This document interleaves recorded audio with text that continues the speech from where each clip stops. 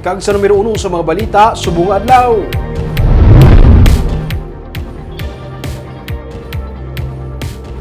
Land Transportation Office ang nagsuguda sa pagpanakop sa mga depasahe nga salakyan, taxi kag tricycle nga wala sa prangkisa. May mga driver nga nag-utat anay sa pagbiyahe. So sa LTO, ini ang panugod pa lang sang ila adlaw-adlaw na nga pagpanakop sa Bacolod. May report si Nico Delfin. Hindi, takpan ko sa mga imo driver. Wala na paiway ang pagbaisay sa tunga sang jeepney operator kag katapos ang Bacolod Traffic Authority Office naging deputize ang Land Transportation Office sa regular nga road inspection sa SM City Mall sa reclamation area kaina sang aga.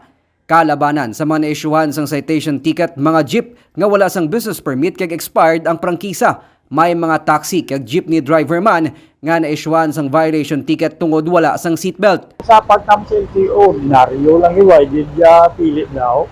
So, bisan pa gani ang mga bitaw po namon di subong. Nag-check man gani sila business permit, bro. No? Butilingon, ay pilit, no? Mapa. Takmin, dapat pang gani kami na modernize ng mga POV, no? Banway, lisensya sila konduktor. But seatbelt wala.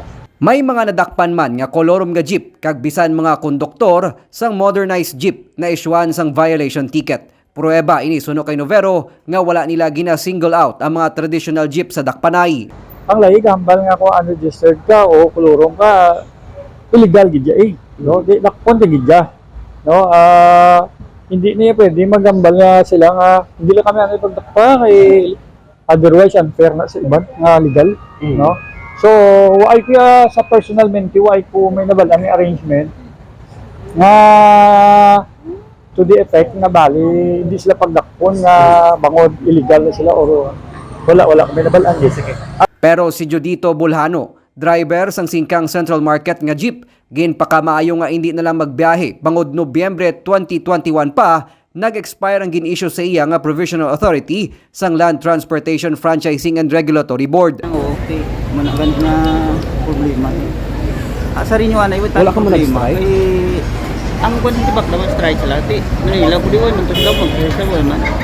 Kung ma-join kayo kaso? Kung sa kayuhan man lang, ma-join kayo. Isa lamang si Bulhano sa masobra 2,000 ka mga driver-operators ng traditional jeepney nga wala nakabiyahe sang nagsugod ang dakpanay sang LTO kaina sang aga. Sunod sa LTO, hindi lang ini subong nga adlaw. Adlaw-adlaw ni nila nga himuon ang pagpanakop sa mga wala prangkisa nga mga jeep, tricycle kag taxi. Nico Delfin para sa DigiCast Negros.